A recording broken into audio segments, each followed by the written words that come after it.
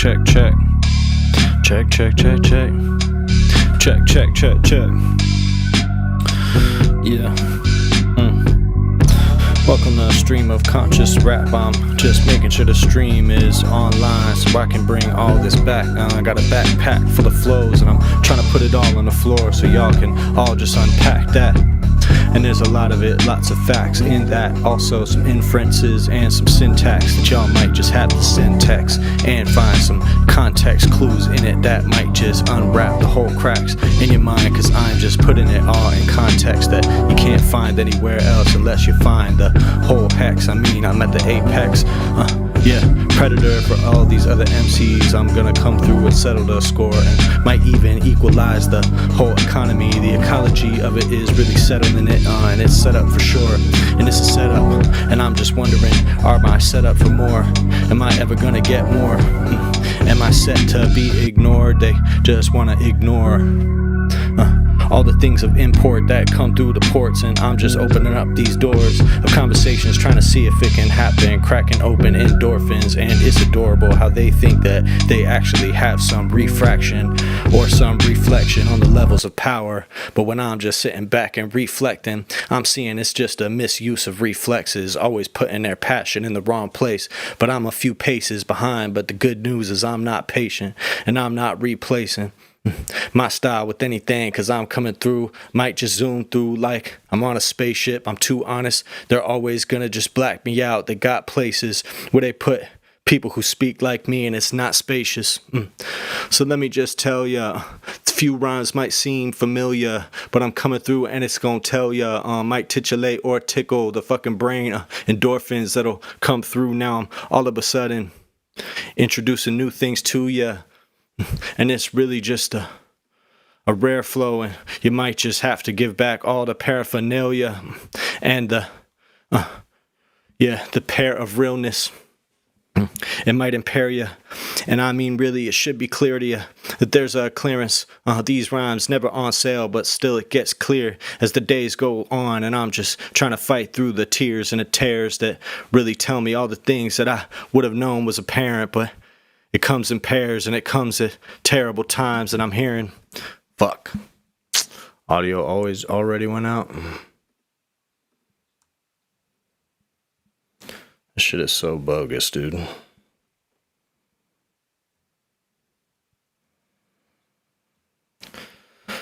Cause now I'm not gonna be able to bring this back up. I guess what I can do is this.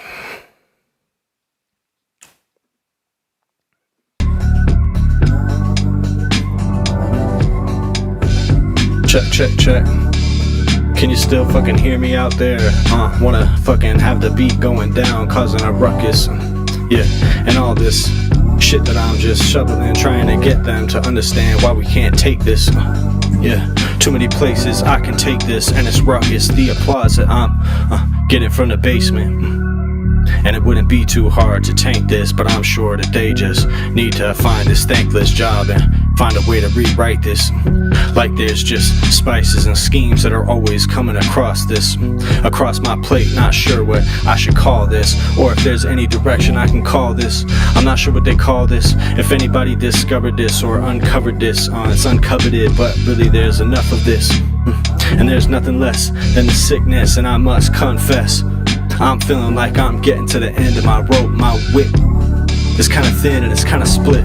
I'm trying to find the right time to split, but I'm sure that finding something in common between me and you is the hardest thing any of us could have ever did. And even if it seems effortless when you're seeing the next person across the stream, I'm crossing the stream. I mean, I got some things coming out of my brain. Only way I can communicate it is through these beams coming through the streams that might just leave you in streamers, might just string you along for days. And I'm amazed that there's still listeners, there's still people peeking through the glistening window just to see what's in it and what's in it for them, and if they can get some info from it. Probably not, cause it's getting worn and it's getting torn, and this is just something new is forlorn, and there's more to be scored, and there's just scoring and they're doing, but really I'm feeling it's more important I'm trying to inform them, I'm trying to find something for them. But the flood that's coming from the floor is probably gonna overpower all of us, and the consequences coming for us from it is just gonna be overwhelming and forcing. Better not force it, better just be the one coming to the best conclusion. Consequences always gonna just flood the torches. And it must be torturous, and there must be halls where we can go, but it must be paused, and it must be stalling. I mean, I must be stalling for as long as I can, cause I know there's lots of things getting in the way, but my mind and my thoughts are just popping. I'm always popping off at the mouth, but really there's more patience to be shown, and I'm just trying to stay where I am. But I know that they always got poems written, and I'm getting in their faces with these things that I wrote, and things that are coming off of the dome that they're quoting. This is something different, this is new, and repackage it just to be back in. They want to be back pedaling cause they don't seem like they have it, they don't have it in them. But really the syndrome is getting sicker by the day. If you let them get away with it, then the toxicity gonna creep away with the whole game. That's just the whole scripture, that's the way it goes when you dig deeper into the familiar patterns. It may just be scattered, maybe something that's blasting off the window pane that you have, but the pain that I got is coming out of my brain and I can't stop it. And I may just want it, and it may just keep me walking, but really the history that I put on it, these books are less than honest. This is just something I gotta put out there, otherwise they're gonna question all of it. And really I just need to know that they're the blessing they claim to be. I mean, really it stays the same to me. There's no shame to me, and there's no shame in me. And all these people in power seem the same to me. They seem like they want to make a claim, but it's all lame to me. And I'm just trying to be the change. They want to call me the changeling and say some things, but really this is just a shame that they can't even move the way this beam. I'm just trying to make some things happen, get it shaking, but they're shaking in their boots cause they can't say, and they can't rephrase it, and they can't make it seem worse than it really was. Can't repackage it for a new audience that's less honest than it was. But really I'm just where it all was. I'm just all shook up and all stuck the way we all were. I got too much passion for all this shit. I'm just warming up on this stream before I get into my shit. Let me have a minute. I mean, I need to put it in a basket. I'm a basket case, and that's a case of the last risk I would have ever had to take or wanted. And there's too much on it, there's too much history on it, and it's just sonic shit that's getting into my ears and causing me to feel nauseous. My head keeps bumping no matter how long this shit goes on. And honestly, the dirt underneath my feet and the soles of my shoes and my nails is kinda getting older every week passing by. I can't sleep, I can't take my time anymore, cause seems like time's getting condensed and it's intense, and there's always more at the other side of it. I'm sick of sighing and I'm sick of looking for signs when there's just some co-signing to be done. Might as well just write my name in fine print and hope they find it, but no one's ever gonna find that. I mean, really I'm hoping I can put my line back. They gotta tackle it like a linebacker, so why would I try to find or get my lines back? Can't remember my lines, someone's gotta toss them from the side, cause I can't even get my sides. I mean, I need to size them up, but really the question comes in parts, and I'm just a part of a piece that's coming apart at the seams, and I can't even see the way through to the other side. So let me just end it. There's just something I gotta say, but once I'm inside, there's no way to change the system the way they told me I could, and they told me it's good, and they told me they would be right beside me helping to organize, but they got shook, stuck, only one left, but there's always more left to go. But now there's more or less, something that is causing the essence to go out the window, and it's less than we started with before, and this is just the score. There's no way to settle it, it's devilish. This is just the game that they set up when they wanted to keep the peasants peddling constantly and panhandling. Can't even handle it. I'm sure that by the end of the stanzas they're just stammering, and I can't stand them again. And this is just me being a stand-in for things that they can't even stand to reminisce. And I'm just planning the destruction of the planet, and I might even have my ride out it, so I just got out just in time while the explosion happened. This is just so overblown, going over it and recapping. There's no capping when people wreak havoc. This is just adaptation that has to take place, cause otherwise you'll be put in your place, or basketed or wrapped up in it. And I'm getting too wrapped up in the game to even have my fucking profit that I want, cause I'm sick of winning.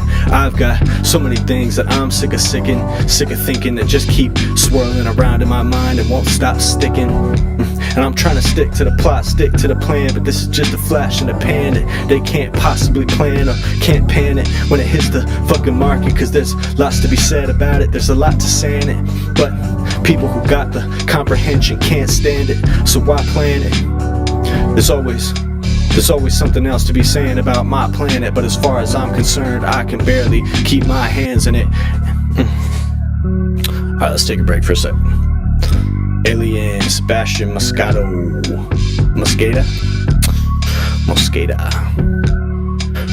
Now what I'm curious about is my OBS audio going to keep going out as soon as I open another window? Doesn't look like it. Looks like it's good for now. So I just want to go over a few things on stream. We're going to get back to the rapping at some point. I'm just going to be going back and forth between rapping and just chatting with you guys. I'm going to be doing some research about some of the... What's up, Starry Moonlight? How you doing? I'm just going to be...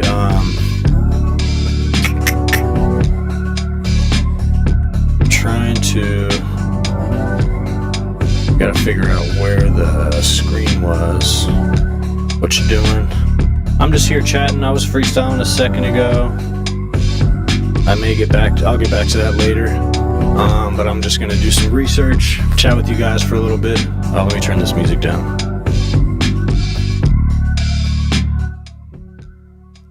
Yeah, I'm just chilling. I'm gonna be basically on here chatting, doing some research, and rapping for the next few hours. And if my audio goes out at any point, I need you guys to let me know. If you can't hear the background music anymore, especially while I'm rapping, I need people to let me know, because it's kind of going in and out, and it's probably going to drive me crazy for the rest of the night. But what I'm trying to do right now is bring up...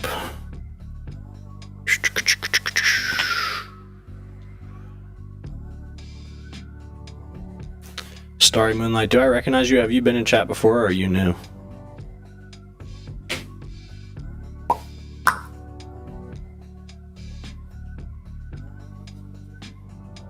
Yeah, that's what we want. So yeah, we're just going to do some research on a few topics. Currently, I want to go over what Israel's doing in Lebanon. And then I'll probably get back to rapping and rap about that a little bit. And we'll just kind of flow with it like that. Well, it's nice to see you, Starry Moonlight. But yeah, in this stream, I just chat. I talk about politics and research politics, and then I rap a little bit too.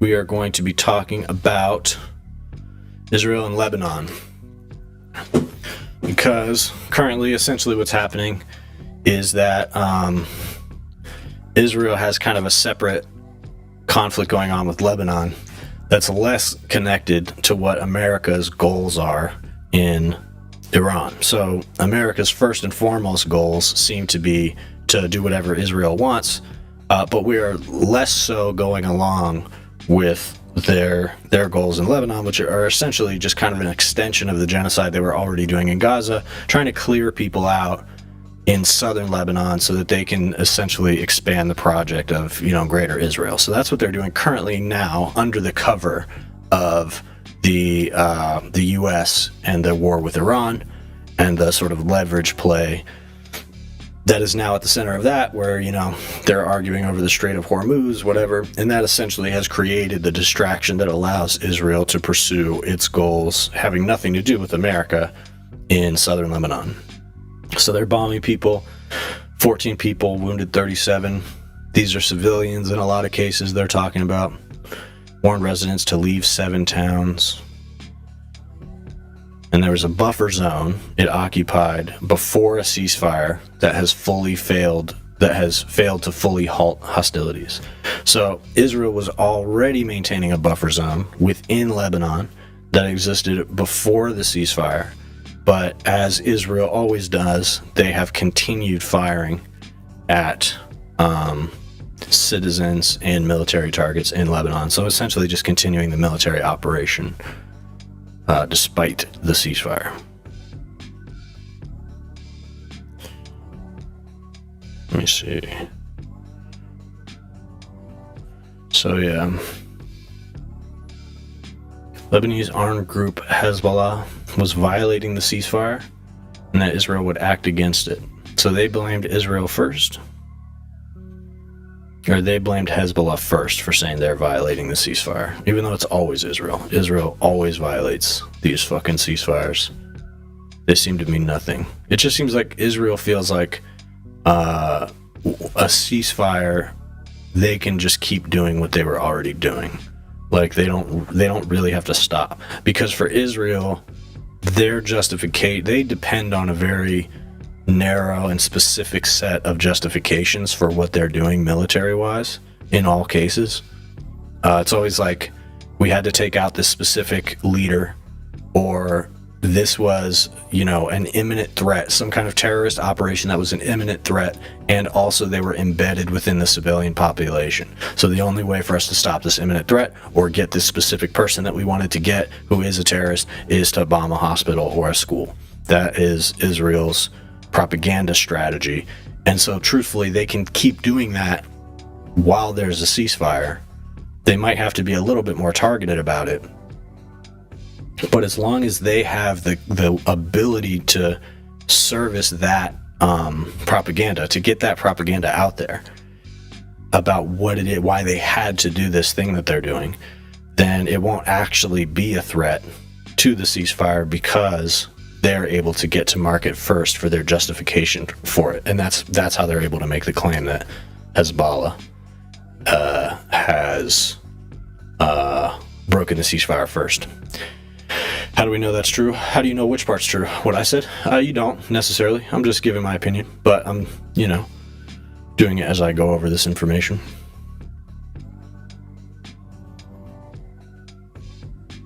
We act vigorously according to the rules we agreed upon with the United States, and also, by the way, with Lebanon. So they violated the ceasefire immediately, many times, but because they have access to the media, they can get to the market first. We act vigorously according to the rules we agreed upon with the United States. So that's just how Israel operates, and it works, by the way. Because since they're able to get to market first with this propaganda, there will always be people who, kind of churn the doubt about it. Well, how do we know? Hezbollah is a terrorist group after all. When really Hezbollah has every interest in upholding the ceasefire, just like Hamas does. Israel's the one who benefits from not doing that, because Israel can continue its military campaigns while also controlling especially the Western media narratives, which is incredibly powerful. Controlling might be a strong word, but they have a solid grip on the narrative regarding these conflicts. Especially when it comes to Lebanon, we're not going to get any information about what they're doing in Lebanon unless it comes through Israel. That's a big reason that Israel has so much leverage when it comes to American media, is because we don't have that many eyes in that region, and that's what Israel serves as, is a bridge to allow America to have some information about what's happening in the Middle East. But then that becomes skewed because Israel has its own interests, and that's how we end up in this war, because we're dependent on them for information. So they can give us information that leads to the outcomes they want, like a huge war that basically serves as a distraction for them to expand the Israel project.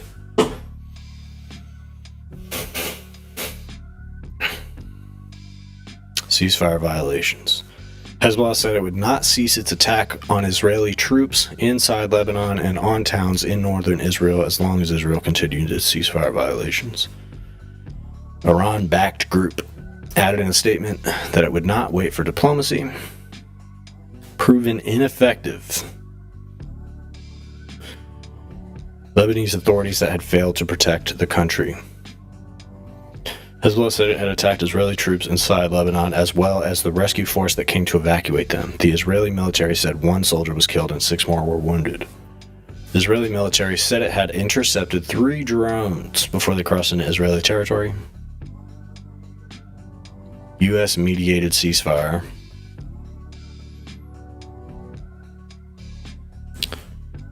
extended to May, has brought a significant reduction in hostilities between Israel and Hezbollah, though both sides have continued to fire at each other. So, I mean, from what I know, Israel's the one that violated it first. You know, it's hard to know that for sure. I don't know that that's true, but I do know that that is consistently the pattern. Certainly with Hamas, Iran and Hezbollah are in a little bit more of a position where they can do things that violate the ceasefire and potentially get away with it, because they're in these active conflicts. There are things going on. There are fluid situations. So if Hezbollah shoots at somebody or something, it might fit into, the context of the situation in a way that does in fact violate the ceasefire, but still they did it for whatever reason.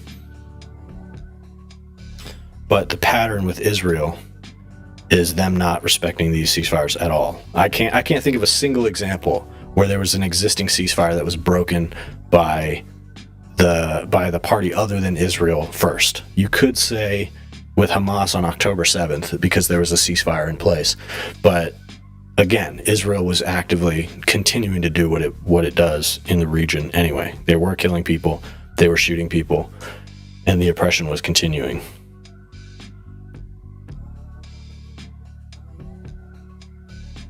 We've never seen a country just sort of like wantonly disregard ceasefires in the way that Israel does.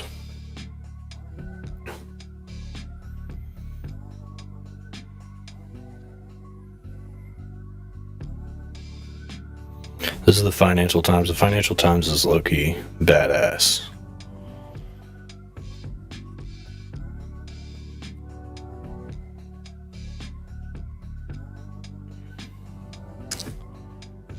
Packed his bags and stood at his doorway, trying to convince himself to leave.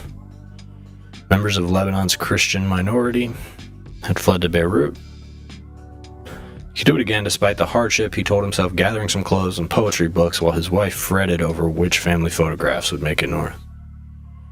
But I couldn't, the 75-year-old math teacher said over a cup of Arabic coffee. I knew that if I left, I might never come back. Along with roughly 10,000 residents, now trapped within Israel's so-called security zone. So these are people who refuse to leave the area that Israel is effectively attempting to annex.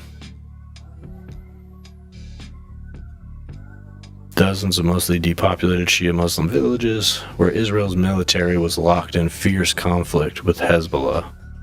Is that a misspelling or is that a different way of spelling it? For weeks before a fragile U.S. brokered ceasefire. Second time I've seen this phrase. Even though Israel America can barely pull off a ceasefire with Iran.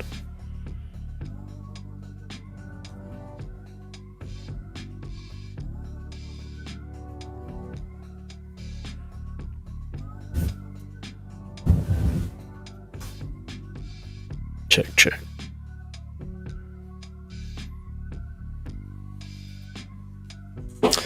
The zone spans hundreds of square kilometers and extends up to 10 kilometers into Lebanese territory. It encompasses dozens of mostly depopulated Shia Muslim villages where Israel's military was locked in fierce conflict with Hezbollah militants. More than 1 million people were displaced by the war. Christian villages in the security zone stand in stark contrast to the unrelenting devastation. They've been spared from the fighting. Israel has apparently assured them that their village would be safe if they don't harbor Hezbollah, powerful Shia movement that dragged Lebanon back into war by firing at Israel in solidarity with Iran. This is crazy framing. And the Financial Times is actually pretty good, so I'm surprised they're framing this way. Dragged Lebanon back into war by firing at Israel. I mean, you could frame it that way partially, but to act like what Israel is doing in Lebanon is not part of the greater Israel project is just malpractice. It's journalistic malpractice, because that's what's going to happen. They're going to continue trying to expand the territory of Israel into that land, because why wouldn't they? They feel like it's theirs. This is what they want to do. Not pointing that out is like, you're just lying to people. Lebanon, they dragged Lebanon back into war by firing at Israel. Right. Because Israel had nothing to do with Lebanon. They had no interest in Lebanon other than that. Lying below what the Israel Defense Forces have taken to calling the Yellow Line, these villages are now cut off from the rest of the country. They say they've been abandoned by the state and are sustained by Christian aid groups that coordinate with the UN when permitted by the IDF. Financial Times traveled with the Order of Malta, Lebanon on a trip to deliver trucks. We haven't smelled onions, apples, and garlic in nearly a month. These villages' current predicament echoes an earlier chapter in Lebanon's history, when much of the south fell under Israeli occupation from 1985 to 2000. While a few hundred people left the villages after Israel issued mass evacuation orders, only those with urgent medical needs are now allowed out, residents, aid groups, and local officials said. Let's look up some other stuff. No casualties, drone. It's so hard to find a source that's not like explicitly pro-Israel.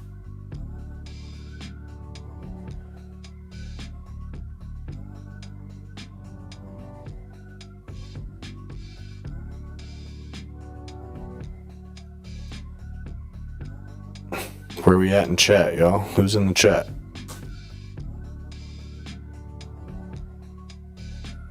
Israeli strikes kill 14.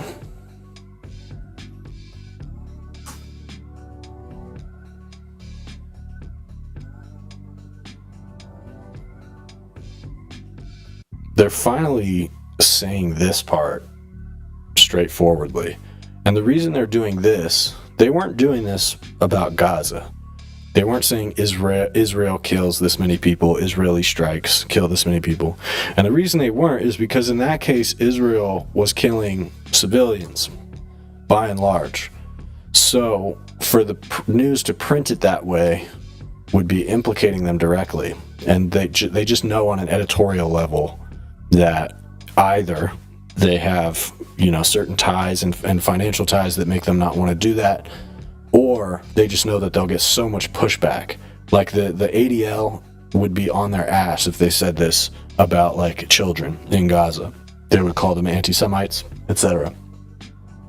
This is a little different because this is an active conflict, and it doesn't say that they were women or children that were killed. They could have been. One of its soldiers was also killed.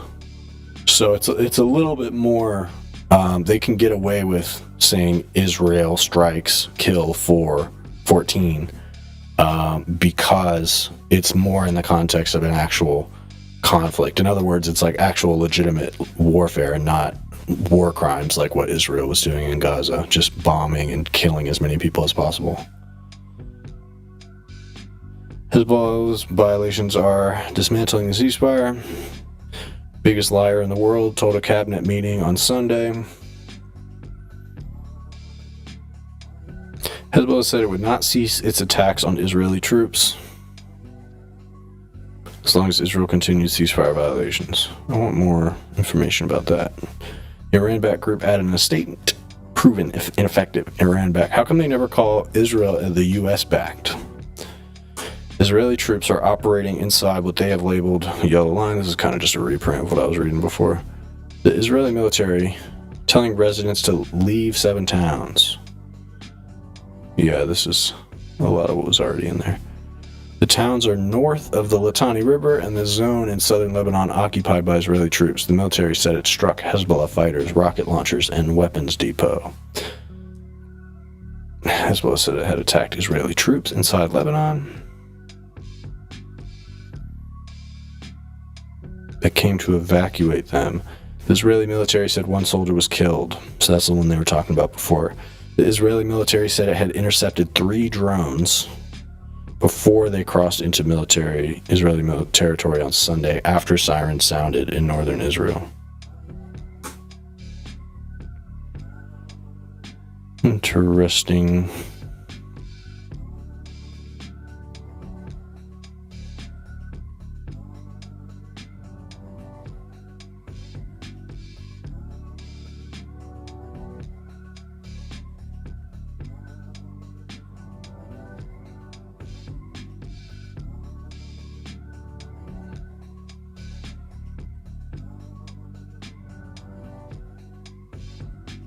An Israeli strike. So, I mean, this is very deliberate framing here.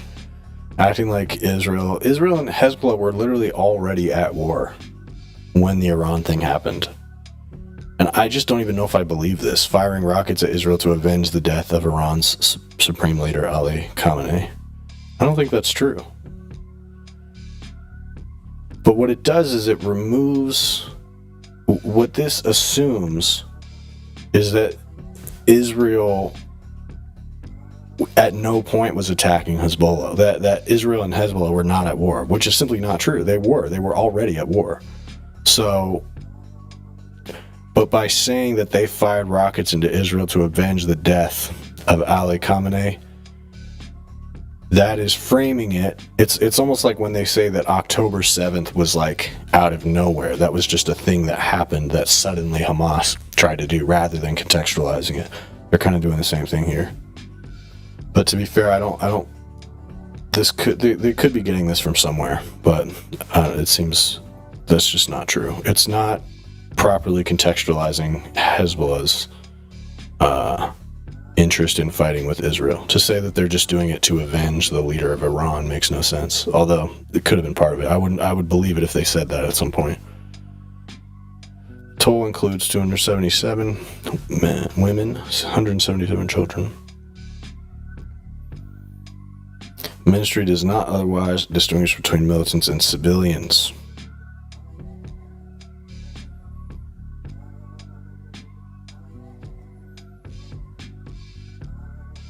Hezbollah attacks have killed 2 civilians in Israel, while 16 Israeli soldiers have died in Lebanon.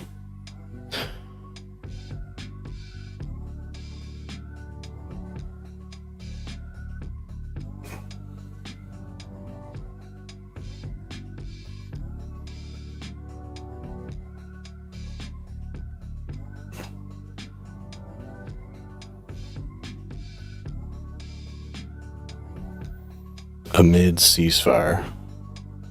It's just so weird, because Israel literally never ceased fire. Cross-border fire continues despite ceasefire. I gotta go to the bathroom real quick, guys. I'm gonna come right back, and then I'll rap a little bit more about this.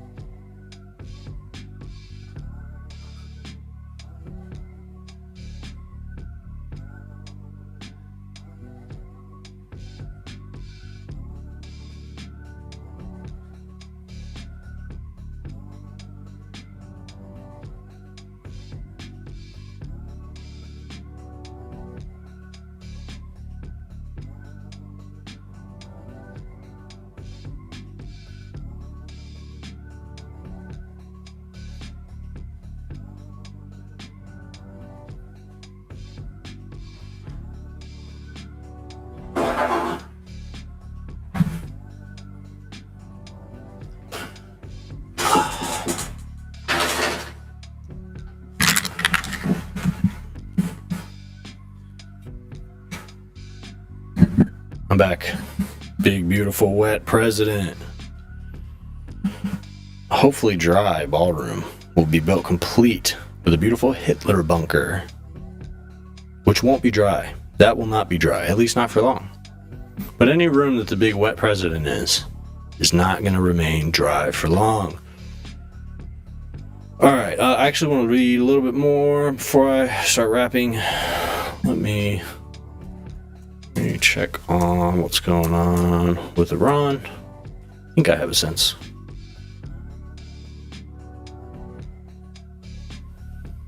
Hey, what up, Mr. Possessive? How we doing? How we doing? You came pretty early. We're just chilling.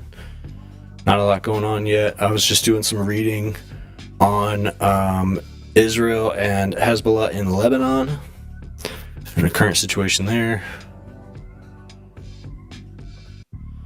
Want to know a little bit more about where we're at with Iran, and then I'll rap about that for a little bit. How are you doing, Mr. Possessive?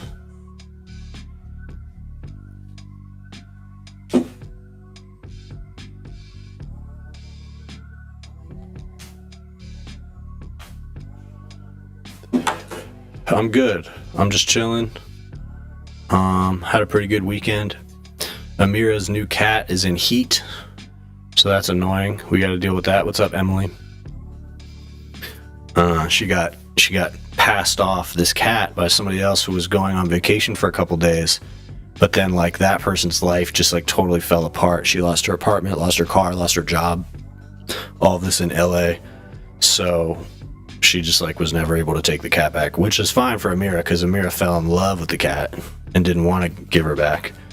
But she told us that as far as she knew, this cat was spayed, but it seems that she is definitely not spayed. And while we are all in heat, Mr. Possessive, I promise you this cat is more in heat than your average bear. Pun intended. Yeah, it sucks. She kind of screwed us over with that.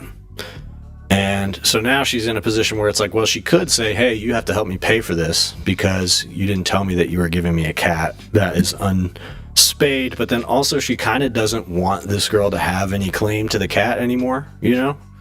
So I think we're just going to have to get it dealt with. But it's, yeah, the cat is really worked up. So anyway, that's the most interesting thing that is going on with us this weekend.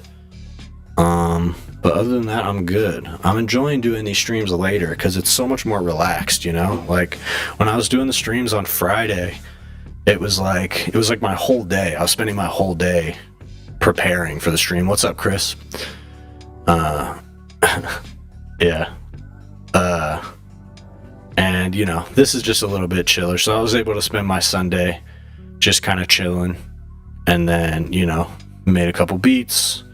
And you know, and then now I can also do research on stream, so I don't have to do all this, like, you know, I don't have to read up on things super quick before I go live. Tom's from 15 mile radius bugging you guys. Yeah, and we haven't gotten that yet, but it probably will happen. No strays. Luckily, Amira is on the top floor, so it doesn't really seem like the cat is not super interested in like getting out, and she may not even really recognize that the door like goes to outside, you know? She doesn't seem like she gets that. So that's good. I don't see her having any interaction with any other cats, but we just got to get it dealt with because it's a pain in the ass.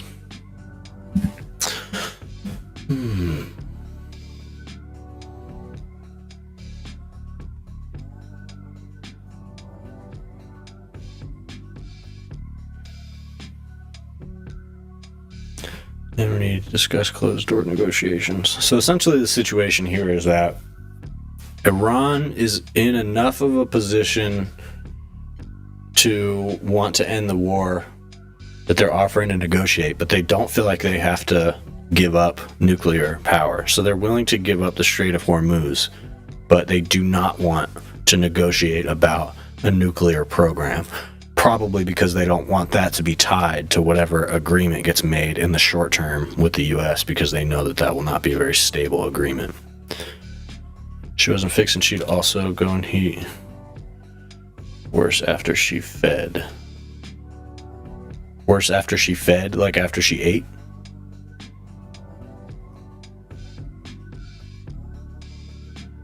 I am 29. I'm about to turn 30 next month, Chris. But thank you. I appreciate that.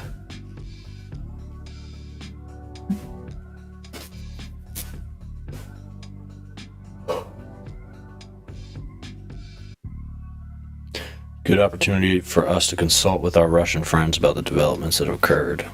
What's this? So Iran is trying to get some help from Russia.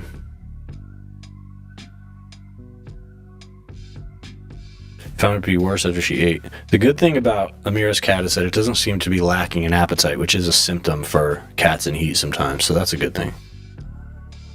Hell yeah, Chris. It makes sense. I think a lot of people, people around our age and up are the ones who gravitate to the podcast, at least as of now. There's some younger people, not many in the like teens and young adult range. It's like mostly people who are pretty well-grown adults, which is interesting. Do I still live in Cincinnati? No, I currently live in LA. I moved to LA a couple of years ago, and still go back to Cincinnati for like holidays and stuff. But yeah, I moved here with my buddy a couple years ago. Barely out of the womb. I know, I'm a baby. 29, just a baby.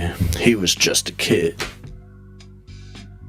I guess it is young enough that if I died, they could say that. You could say that he was just a kid. But you have to be at least 56 in order to say that. But you could, though. Hell yeah, Chris, I really appreciate that. I'm curious about what the teens got going on these days. Pardon how weird that sounded, but like politically, like what is the... I think they must just all be exhausted with politics. I don't think any of them give a fuck about politics. I think the first time Trump was president, school became very politicized, and like high school socializing became politicized for maybe the first time, at least the first time in that way. And I feel like that has probably just become so fatiguing. There's probably no better place to witness the fracturing of American society than in American schools, public schools in particular, both like suburban and maybe inner city as well, but mostly suburban. I really feel like that's like probably the best microcosm of the culture war that you could find. Although I'm not speaking from experience, but I'm just looking at how kids talk about politics now versus how much everything became more politicized because of Trump. Everything suddenly was up for debate, and still has been all the way through to this day. That I feel like it seems to me like people are probably either really into Trump or just hate politics altogether. And then you probably have subsets of people who are further left. That's probably all it is.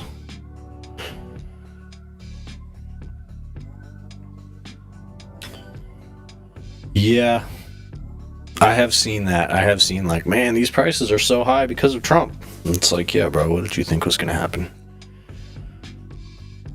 But the 22 to 26 year olds, all very right-wing, even minorities. 22 to 26 year olds in engineering and aerospace manufacturing. I feel like that might be, that is an interesting anecdotal thought, because you're in New York, which skews liberal, but you're also in engineering and aerospace, which I guess would skew liberal, but I feel like STEM has seen a little bit more of that fracturing and that political division, especially because of things like H-1B becoming a more hot topic. And they're also young. But I do feel like the fact that they're in STEM is probably where that's coming from.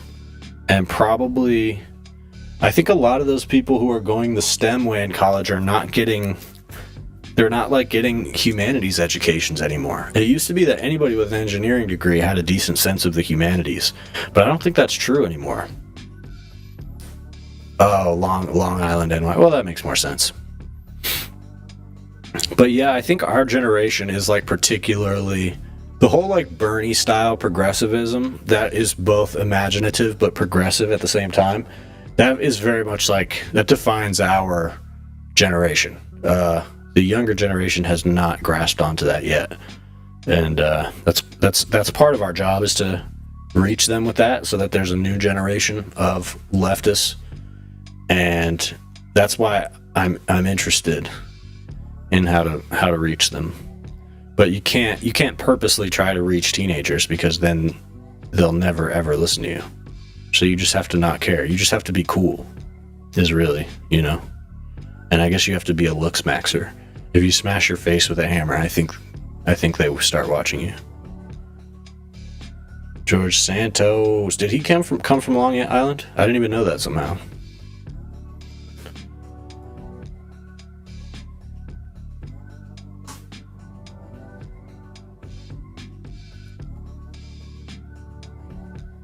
George Santos, the GOAT.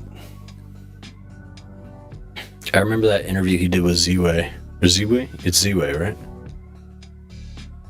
The opposite are teens in the queer community. Meaning like that would be the other end of the political division. I agree. And I think that the people in the queer community have been isolated by the discourse of the last few years. So I feel like probably in certain suburban schools, those are probably the most marginalized social groups, is far left, like pro-trans, non-binary, inclusive, all that stuff. Those are probably very marginalized socially, where pro-Trump sentiment is probably pretty popular among the popular kids. And the just remembering, I went to a fairly suburban high school, and I think that's part of my perspective here, is that when I think back to how that school would have been, and probably was during the Trump era, I'm like, I would have hated to go there, because I can totally see how so many of the kids that I went to school with would have definitely grasped onto the like pro-Trump culture war narratives, and I cannot imagine what that would have been like to deal with in school. Yeah, definitely heart goes out to the young queer kids. Life isn't always going to look like this. This is the most reactionary I've ever seen America be, and it's not going to last forever. I don't know what's going to happen, but this isn't what America is like in general. And I don't think that this will be the norm going forward, but I do think that the sort of casual pro-Trump energy is probably more so the norm in a lot of schools in America, although I bet it's fading a little bit nowadays. I just would be fascinated to hear what type of like conversations and debates kids are having in school about politics. I'm sure it is vicious and, what do you call it, vociferous or vivid debate. Wheels are falling off this clown car already. Yeah, I mean, the wheels are falling off. I think that Trump is very powerful, and simply because he wields power in a certain way, he's going to keep doing that. But I think that I think a part of the reason that he's going so hard on the military front is because that's one of the few things that he still has unilateral control over. And he tried a lot of other things and it didn't really work. And even on ICE, which was supposed to be his stand-in for militarizing America, they kind of got their asses kicked on that and are a little bit less active now. They've slowed down a little bit ever since what happened in Minneapolis. Doesn't mean they've stopped. They're still kidnapping people. They're still rounding people up. They're still doing exactly the same shit they were doing before. If anything, I think they're being more slick and more systematic about it now because they're building up their technology. So the behind the scenes things about Trump that made him a concern from the beginning, like plans to contest the election results, trying to set up the conditions for whatever coup would be necessary, as well as trying to position his troops, giving them the tools to disappear people. They're doing glasses now. ICE has glasses that they can use now. to like identify people in real time, which I doubt those will work very well, but they're still creating those. And so while I agree with you that the wheels are falling off, and probably the issues that we're seeing with Trump, the issues that people see about Trump now, are going to be the things that bury his legacy, and there will probably be more.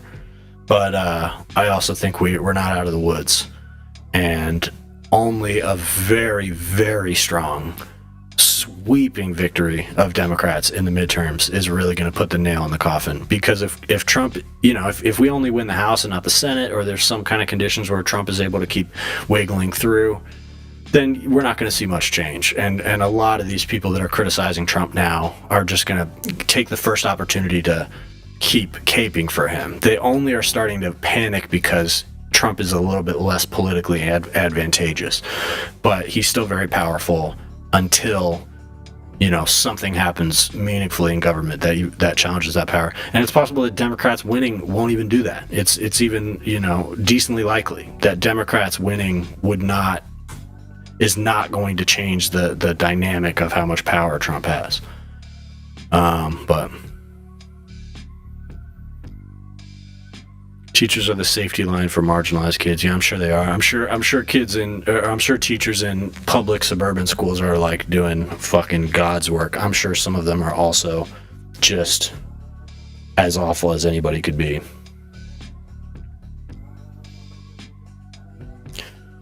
Not out of the woods because traditional Dems have lost their way. Yeah, and they still won't fucking admit it, man. Like, they could make so many things easier on themselves if they would just give up on certain positions that they've held for so long.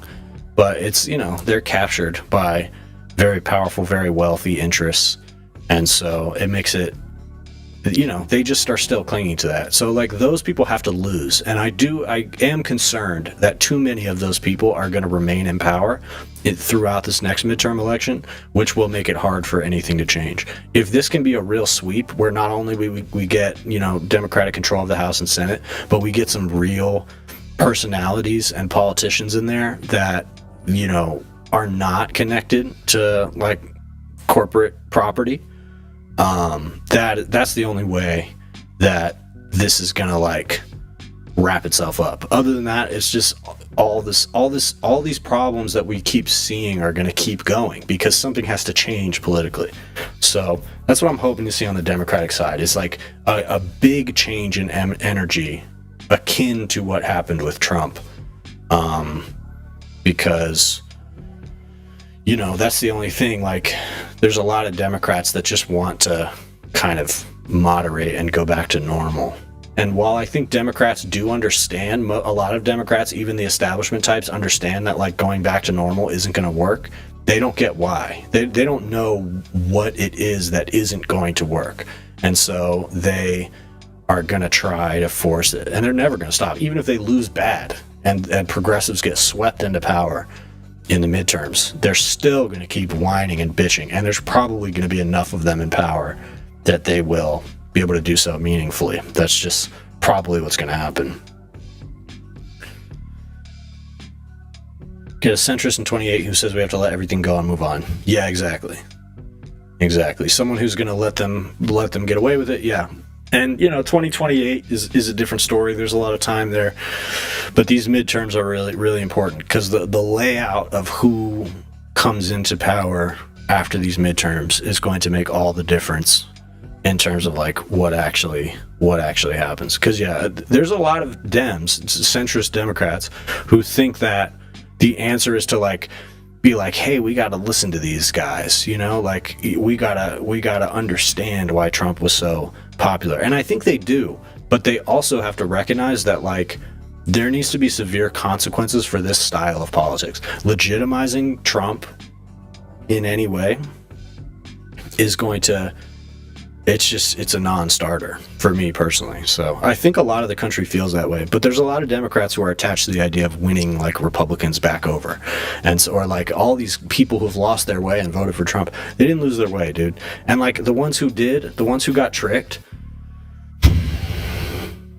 you kind of can't worry about them because they're going to get on board if you have a good message. If they got on board with Trump's dumbass, then they will get on board with healthcare. They'll get on board with the real vision for the future. So you just have to present that. Stop worrying about polling them and focus grouping them, and just do what you know the base has been demanding of you for the last fucking 10 years.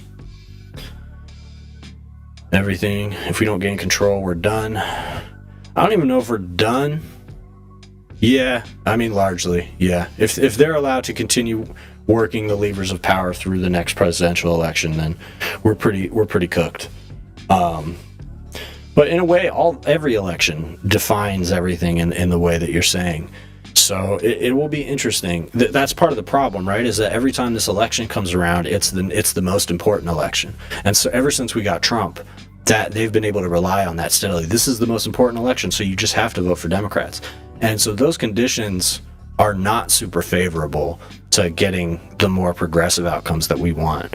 And I'm not sure exactly how to combat that, but I think the base is starting to change its mind. I think the base is no longer interested in appeals to normalcy, and the base rather recognizes how much destruction is being done, and that like somebody has to have ideas for how to fix it. Commercial on MSNBC, we are more alike than we are unalike, over that unifying message. Literally despise our existence. Yeah, I mean, I agree with you to an extent. I think that the unity has to be focused on the working class. And so what the Democrats would rather do is be like, we need to have unity across all these different groups, right? So white people who voted for Trump, or anybody else who voted for Trump, and black people over on this side, and LGBTQ and non-binary, and the problem is that if there's no unifying thread between these different groups of people that have become so divided, then there are always going to be reasons for those people to continue dividing themselves up. So I think there is, frankly, some unity and some solidarity that is needed, but it needs to be working class solidarity. And that is something that the Democratic Party, the MSNBCs of the world, have to stay away from. They have to avoid that, because they are trying to find a message that is about anything other than working class politics. So when they do that unity thing, they're applying to anything other than working class politics, appealing to anything other than working class politics. And truthfully, that's how we got a lot of this culture war shit in the first place, at least on the points where the right is correct in some of their critiques, that like liberals or the liberal media apparatus overstepped or was focused on the wrong things in terms of, I don't know, race issues or whatever it may be. Like, that is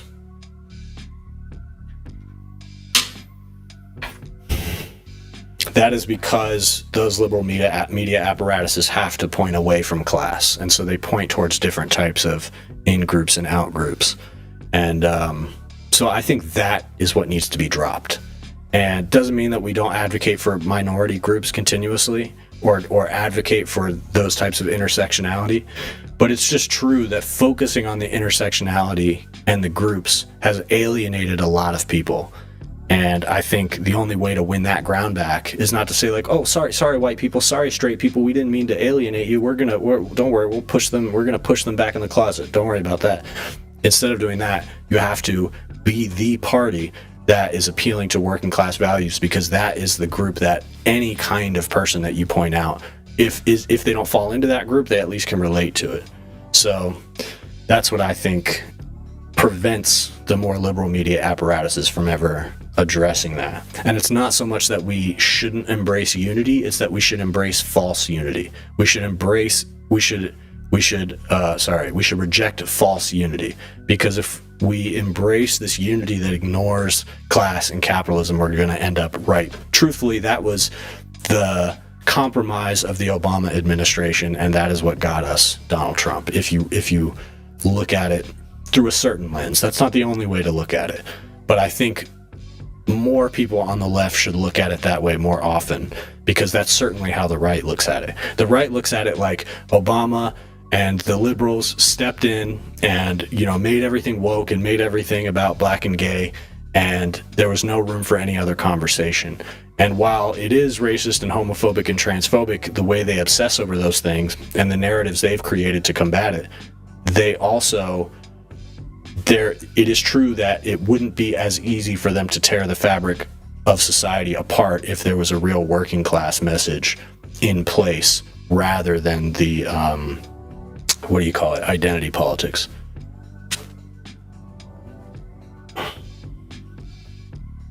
Punch up against their donors, which makes them resistant. Corporate PAC money are drawing attention. Yeah.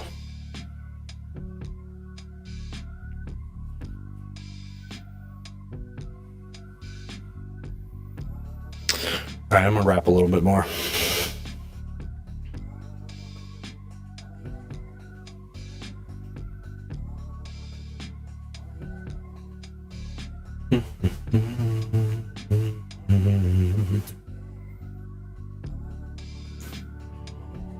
All right.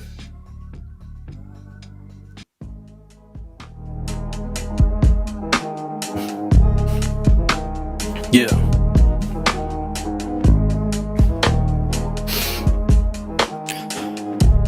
Okay. Yeah. I'm sick of all this. I'm sick of all this. I'm so appalled with this. No place for working class politics. My brain's in a state of being fried all the time. Can't even get a grip on this. And to be honest, I feel like I lost the plot in this. But who hasn't?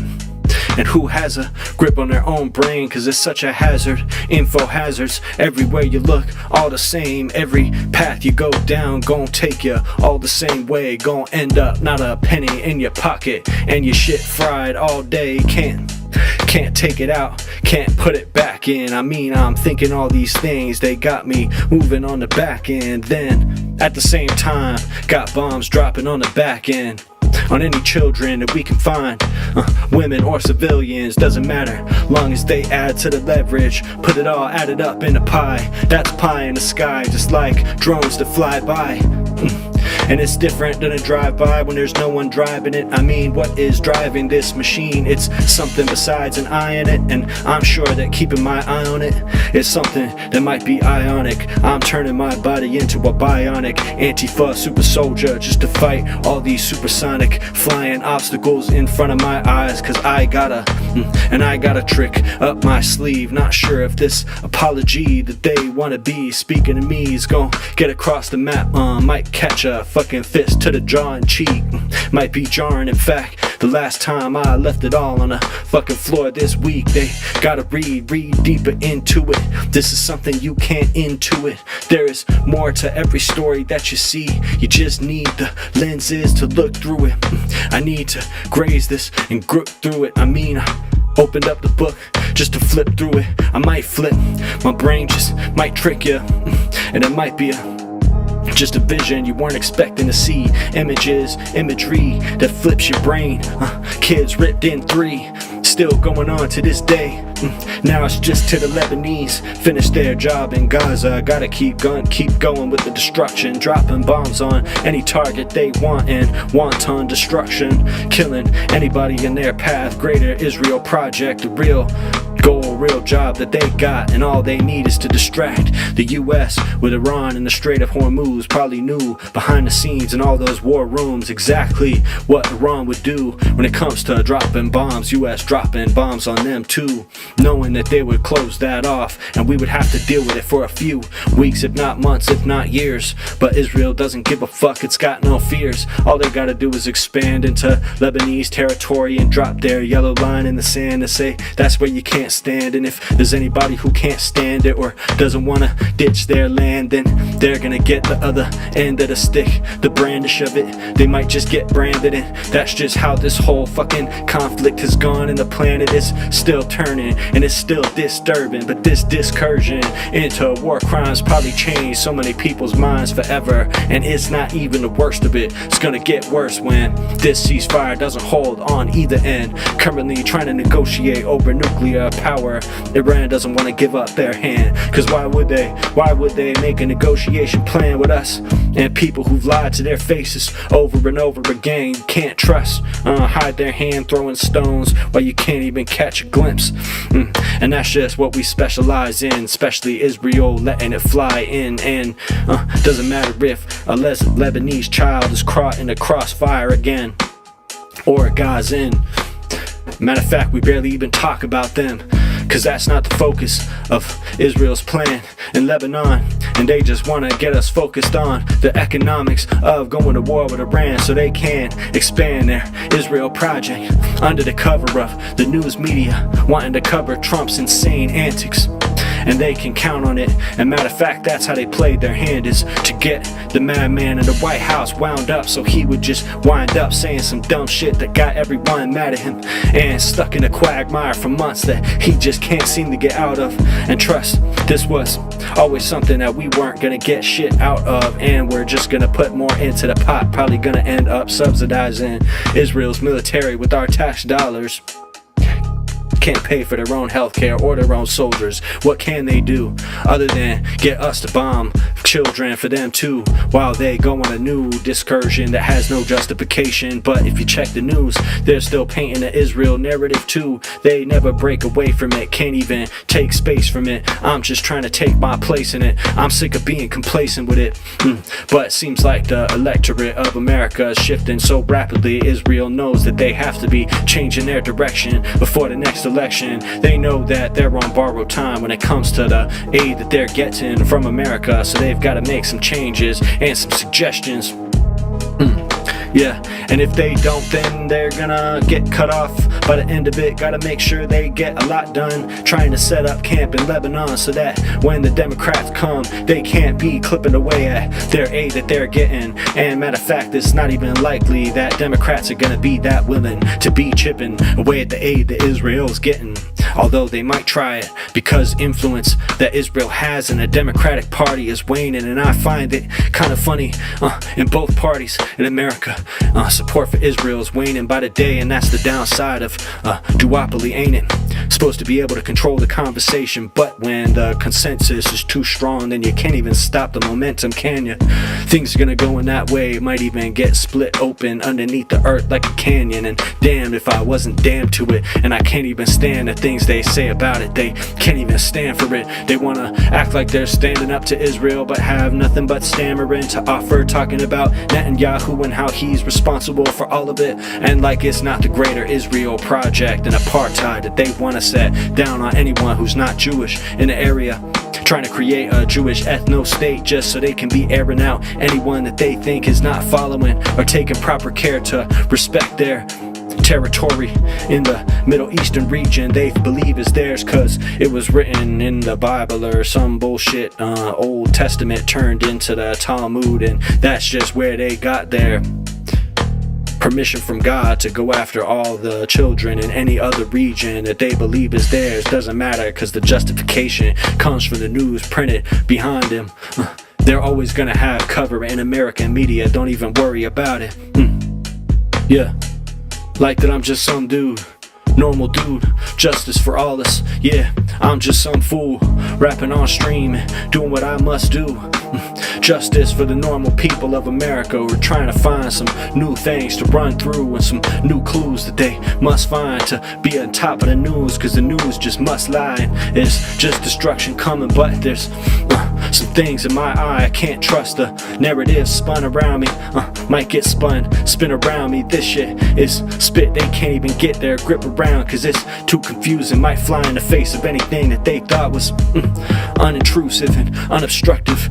But I'm instructing that they're gonna have to get the rest of the lesson after this fucking war shit is over. Not sure if this is gonna go on for years, but I know that whoever comes in power, whether it's in the midterms or the next election, better have a plan plan to unwind this shit. And for restitution, America is gonna owe a big debt to a lot of countries if this doesn't stop soon. And even honestly, in the current place that it's at, we're already on the hook. And that's why a madman like Trump is the only one that can ignore reality, no matter how long that it took. Yeah. Shocked to discover Republicans are being taken over by anti-Semites. Yeah, white Christian nationalism is something that they set right in its place, trying to make sure that they could incite hatred at any place that they could set their sights on, cause that's the only way to control the narrative and get it right and get people in place.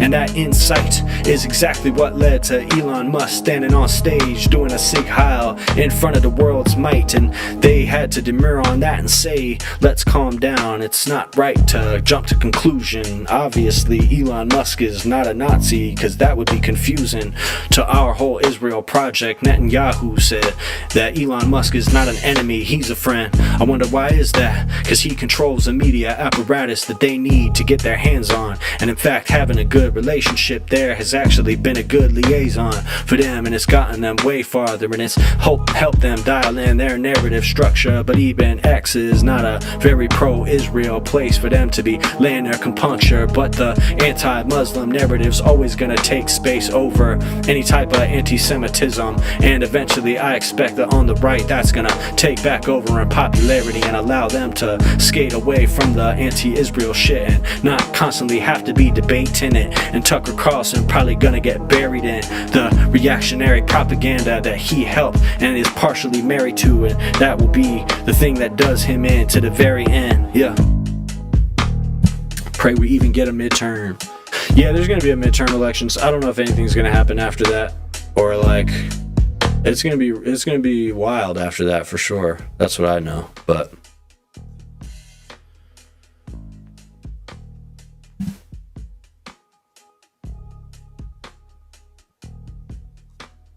hell yeah. Pray we even get a midterm. Yeah, I've been saying for a while, like, these elections are going to happen. They're not just not going to happen, but there's going to be a lot of confusion involved, you know? And it's going to be, like, not an easy situation to navigate. But, like, they'll happen. The elections will happen for sure.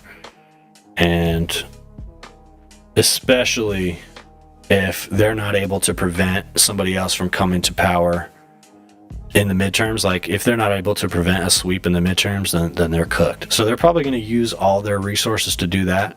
But I think there's just nothing they can do for that. You can't rig an entire midterm election. You can rig a lot of the races. And so just as the Republicans are trying to do that, Democrats are trying to do it as well in places like Virginia.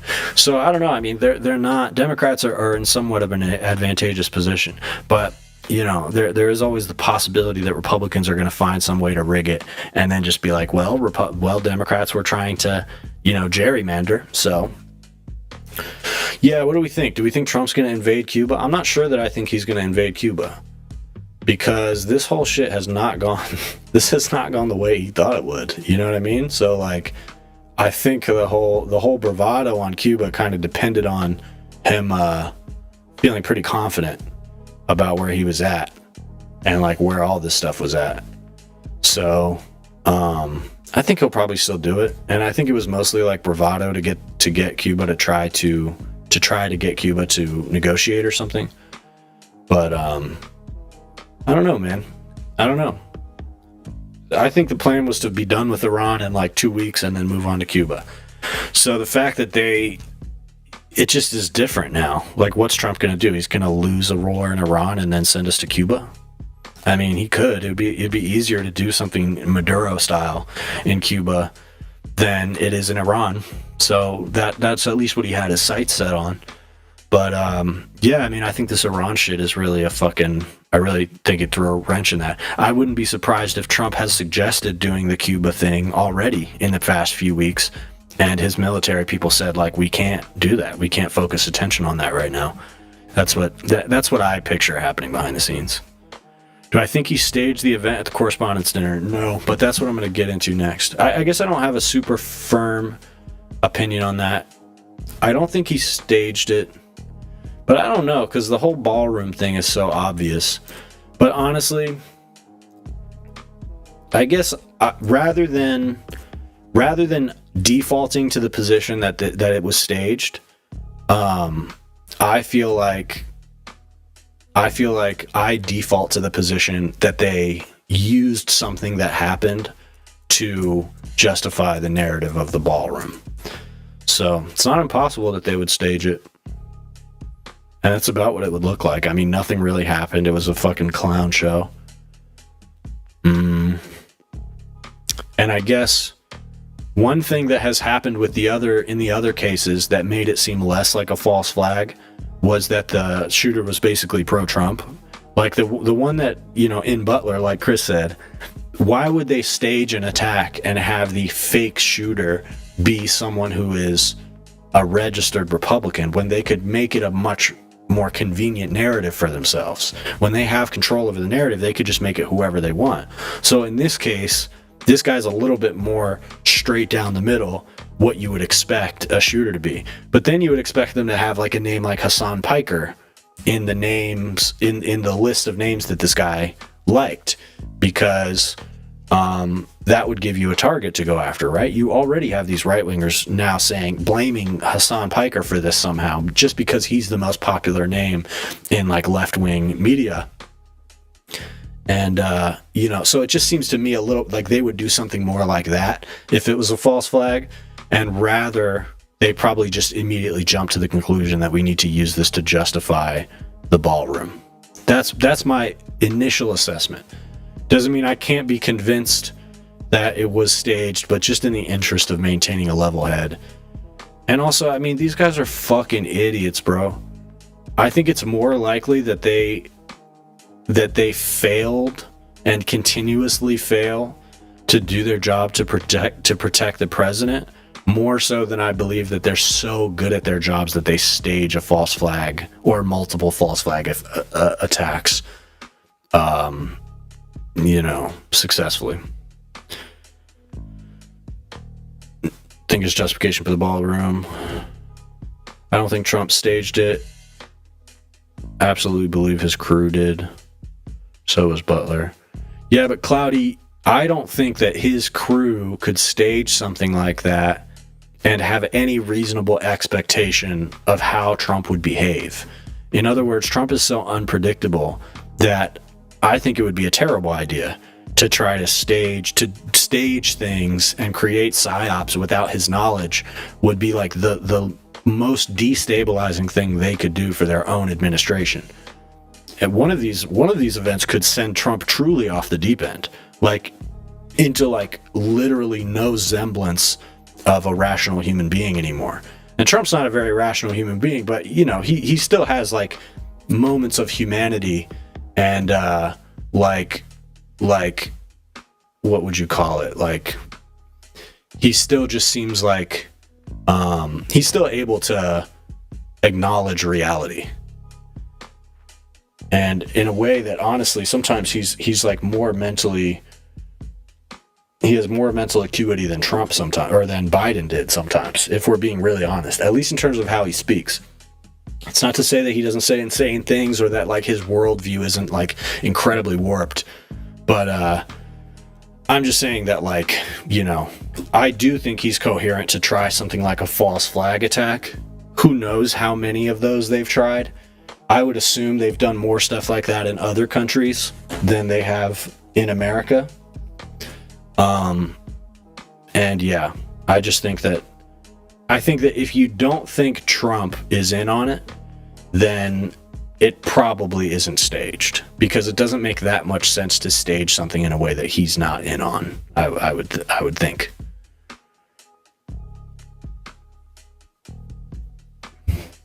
When it's a school, you get John Wick for the correspondence center. It's fucking Mr. Magoo.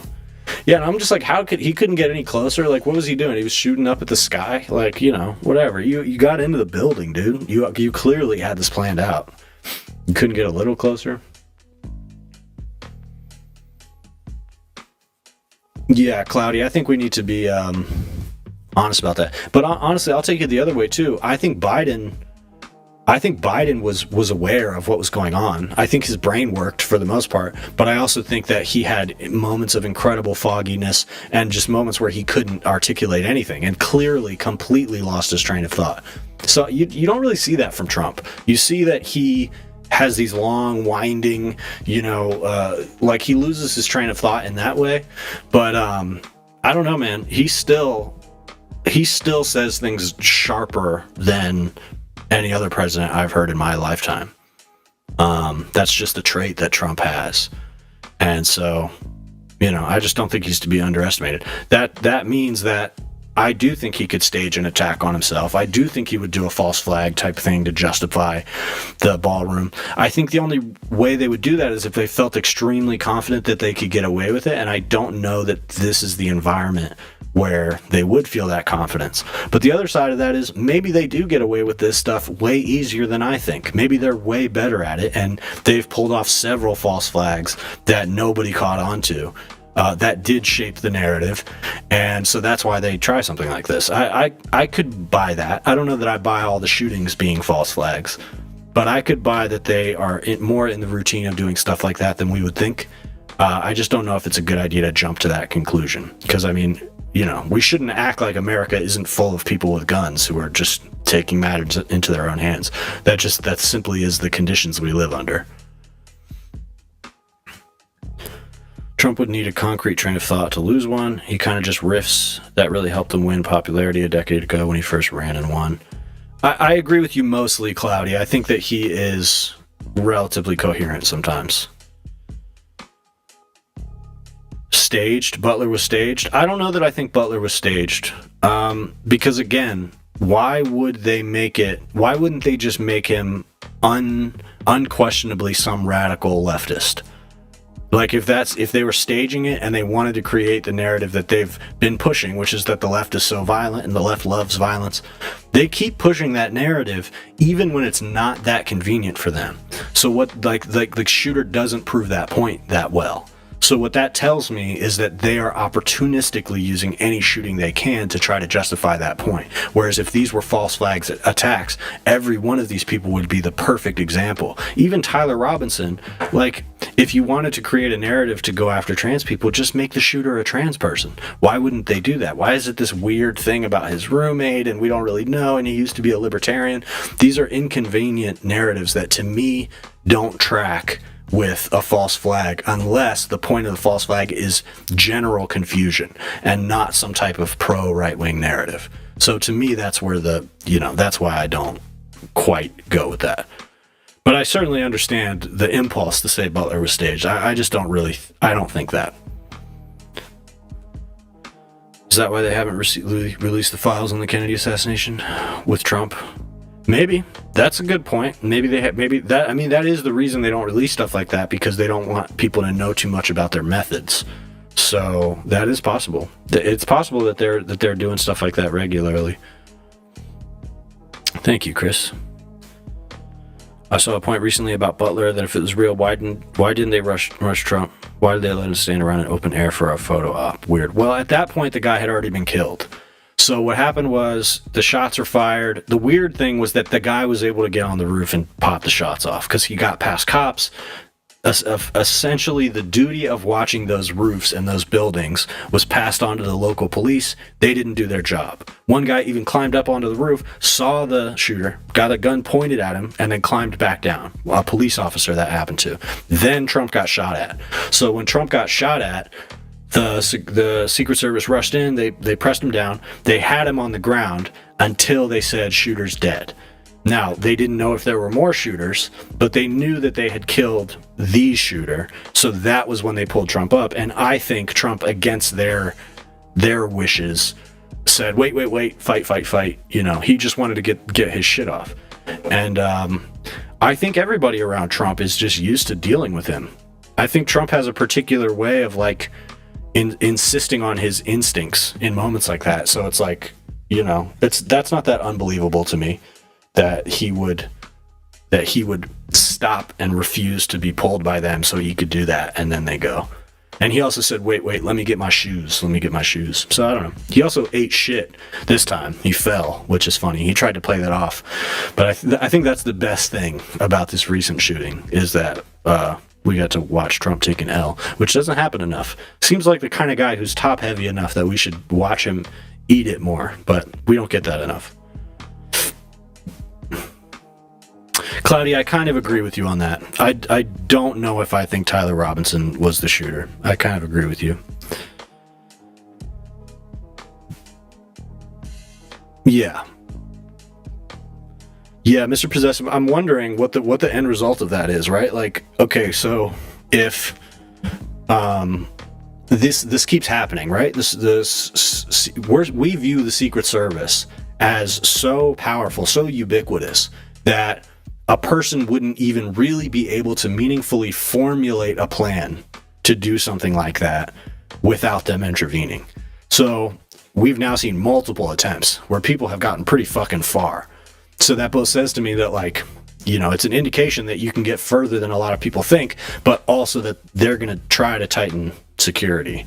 And, you know, that means more surveillance. That means more Secret Service guys.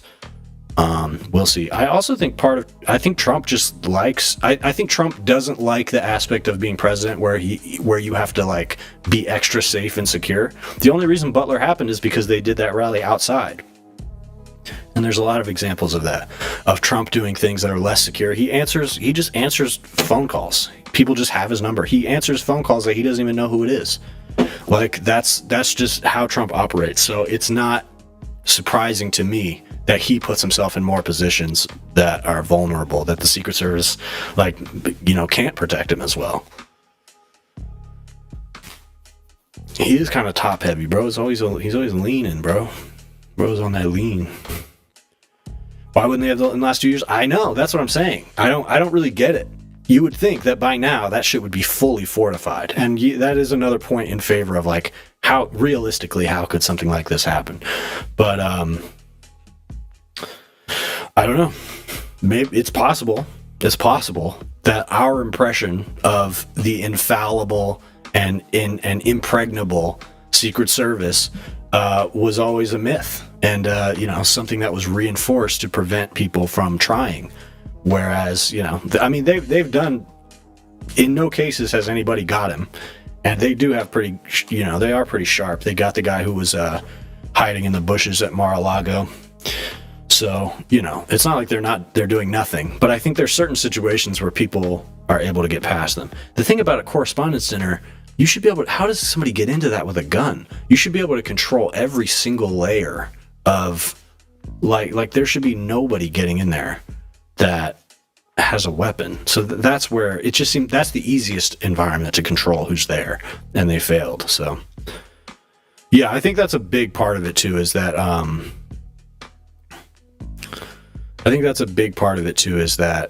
like, Kash Patel is just terrible at his job, and so they're all just doing a very bad job.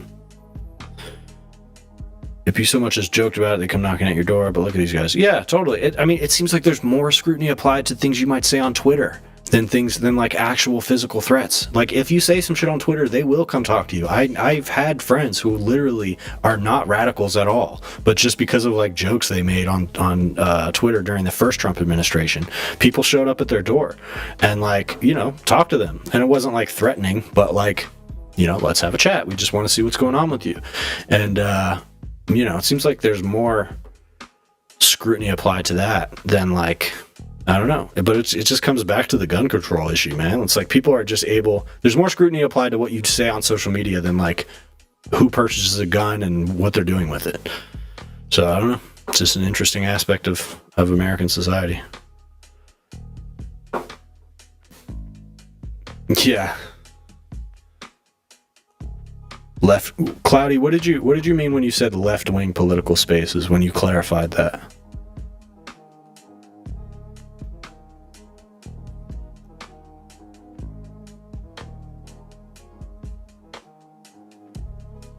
I heard one of the journalists noting a lack of security at the dinner. I cannot help but feeling like sometimes that's Trump's direct request. I really feel like Trump sometimes is just like, yeah, I don't want to deal with all this fucking security. Fuck that.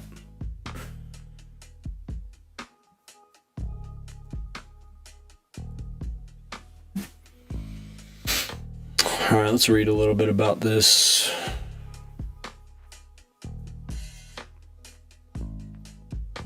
Probably rap one more time. Yeah, I got one more beat that I like wanted to rap on, so I'll probably do one more verse, maybe two. We'll see. We'll see.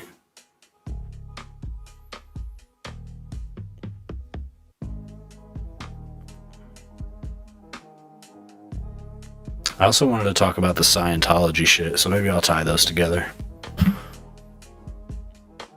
About the Kirk shooting getting me and many others back into left-wing political spaces. Oh, I see what you're saying. That's interesting. That the Kirk shooting was actually the first time I ever did a live stream. So it's interesting you mentioned that right now, because the first one of these I ever did was that night.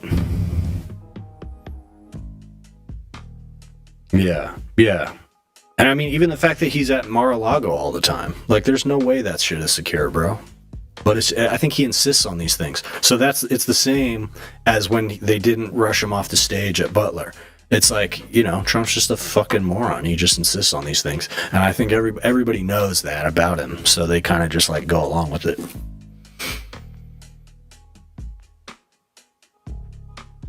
Oh, he attempted to charge past. Okay, I see.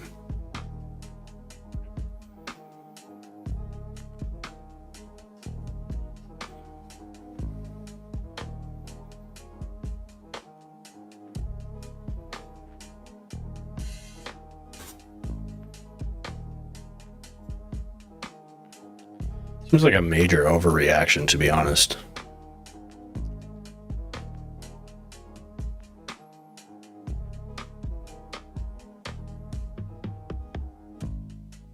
That's interesting, Cloudy. I'm always interested in hearing how people found me, because that's the part that I don't have a lot of control over. But it ebbs and flows, no pun intended, based on like what people are talking about at the time. So like when the Charlie Kirk shit happened, I remember talking about that. I talked about Kimmel. I talked about Candace Owens, and I did go over the Tyler Robinson stuff. And I remember I didn't get that much viewership during that time. It wasn't like a big spike, but it was. I do remember that was like sort of a turning point, or I could just tell that like there was an interesting crowd that showed up for that. I wonder if there were any right-wingers that heard me and changed their mind a little bit around that time. That felt like a time where I was reaching a lot of people on the right. Yeah, it was my first stream because everybody was streaming, and I think that was a night where I didn't end up making a podcast. So I was like, okay, this shit just happened and I'm just not going to address it at all. So yeah, that night I did a stream, and that was the first time I like made a song, made a little track on stream, and talked about that for a while. And yeah, that was what got me into doing these. December. Yeah. The Rogan sphere is what most people find me from. Although I think that wave is dying a little bit. So I'm curious to see what people are going to be interested in next. But yeah, the Rogan sphere stuff is the stuff that I consistently get a bump from these days. One of your videos back in November, it was a Rogan sphere video. Yeah, there's big viewership for those type of videos. Started getting promoted, and I was so happy to find a leftist space full of right-wing streamers. Huh, that's interesting. That's interesting. Well, I like the idea that I'm contributing to making it more of a left-wing space. Certainly what it feels like. It's very modest, especially the streaming audience that I build up here. But it's one of the things that I like about my platform is that I'm able to stay consistently left-wing in my analysis, but I think I reach a fair amount of people who aren't left-wing. And I don't feel like I have to capitulate in order to reach them. So that's an interesting aspect of it. I wonder what portion of my audience would not consider themselves to be on the left. Probably not that many, but there's definitely a portion.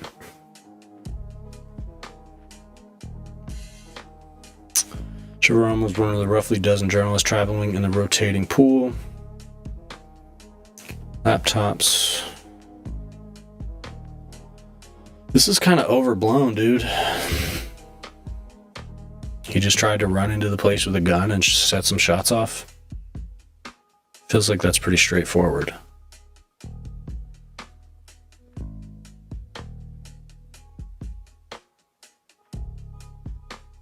As well as White House Secretary.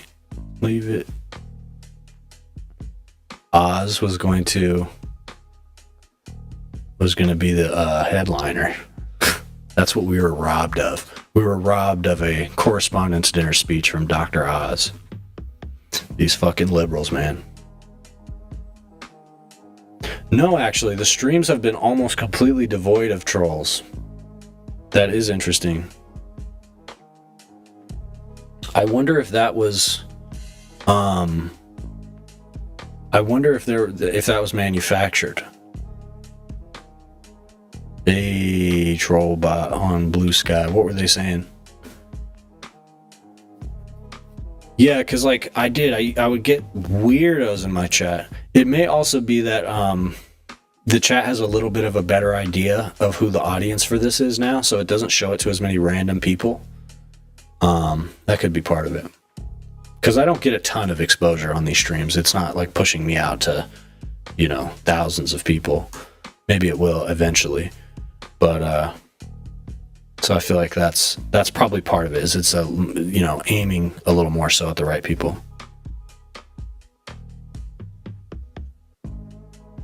Yeah, I think that's definitely a part of it. There's less people defending the administration because it's less defensible.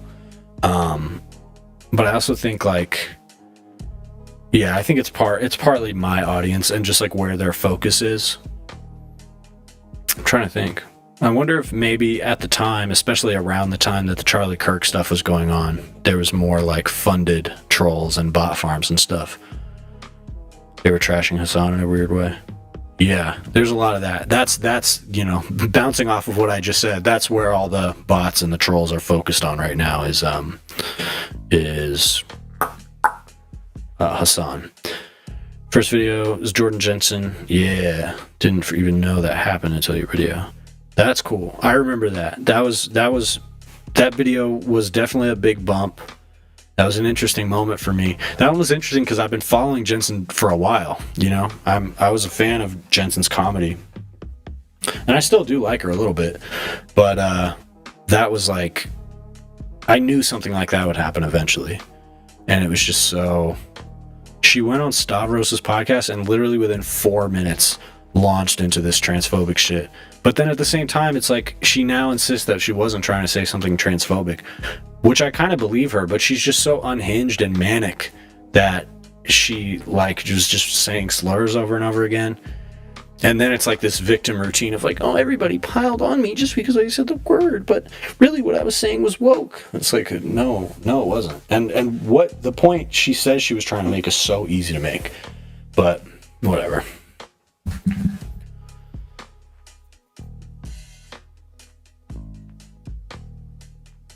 Blue Sky. What's the vibe on Blue Sky these days? I hear it's bad vibes over there.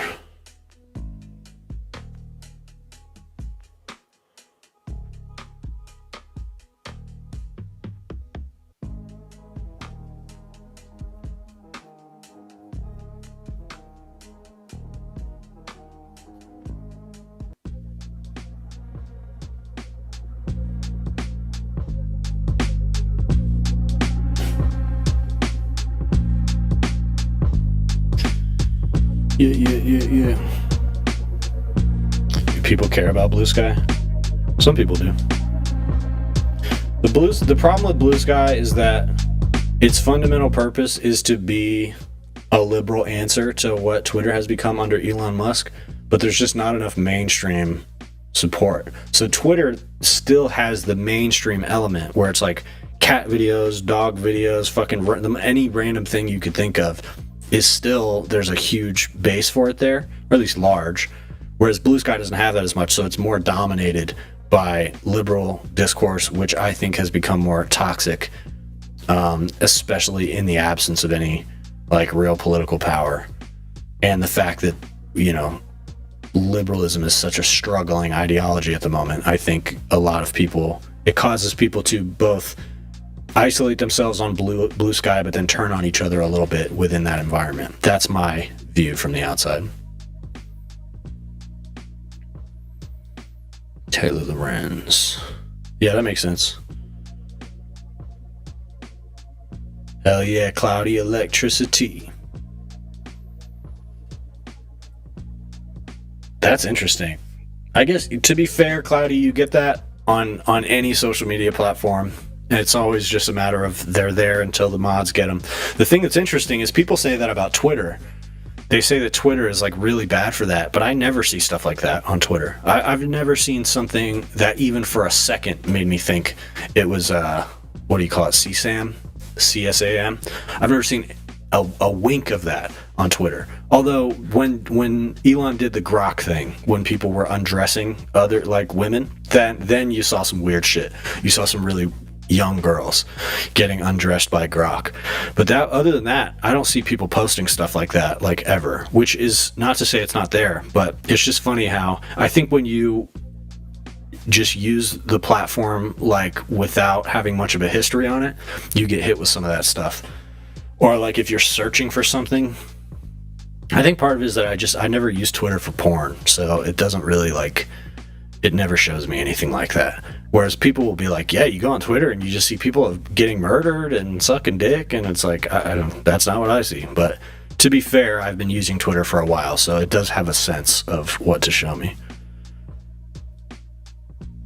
Yeah, because Twitter is more unhinged. It's just interesting because I don't tend to see stuff like that. I don't really know why. I guess at first they switched the algorithm at one point, and there was like a day or two where shit got weird, but not even really. I didn't see anything that crazy.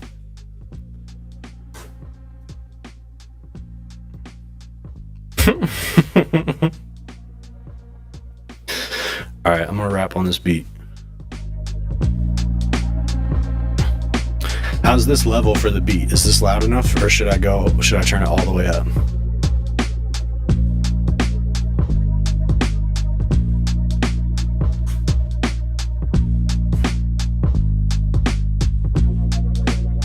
Yeah, I believe that, Emily. I definitely believe that. I never post on there on Twitter anymore. I just find that it's still the best place to get like real-time updates on news and like information and some opinions. So I just use it for that, but I don't engage at all.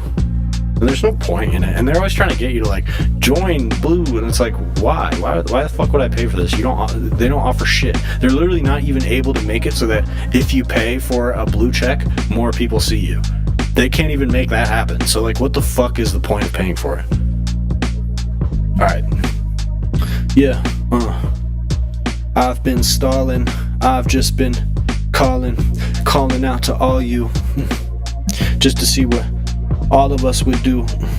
Had a meeting in a ballroom, and it all went a little through the roof. I mean, just standing on the roof, seeing if I can catch a glimpse of targeted, assassination. Not quite, more like just a outburst from someone who's disgruntled, trying to run up on them.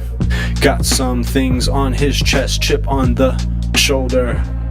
Maybe a false flag, hard to know, cause all these things are so tangled up, and all the narratives are constantly changing and moving all around us, and everybody just doing what is politically expedient and just going for whatever opportunity they can grasp in a minute, and the wind just moves past them and there's no passion in it. They just have to constantly be pushing the line. Doesn't matter if it's factually true or just something they had to go back on or are gonna pedal back from in just a minute. And the sounds you hear ringing out from such a distance, freaking everybody out. Just guns ringing out, Yeah, barely hit anyone, not even sending a bullet through the room where the crowd is gathered. But all we're hearing is all about this fucking ballroom shooting, giving me the runaround. Give me a fucking break, I don't give a fuck about this fucking correspondence dinner and all these things they want to shoot and everything they want to do to keep us talking about that and not the truth, cause they just want to build a ballroom so Trump can have a place to do all his dirty fucking deeds and his due diligence and get his dues from the people who are trying to be pillaging the Middle East and know that they gotta go through the president and do things that are unprecedented. Yeah, and now it's all just true. Yeah, the glass ceiling that I'm breaking all through. It's awful to understand where the offer comes from now. I'm trying to be blowing off the roof. All these failed attempts are kind of getting a little exhausting too. And always hearing about how violent the left is when violence has been dominated by the right for the last several decades in this country. But now they want to switch and act like they've got such an issue with it. But it's not about the guns, it's the ideology. Want to make it illegal to think the things that you and I think.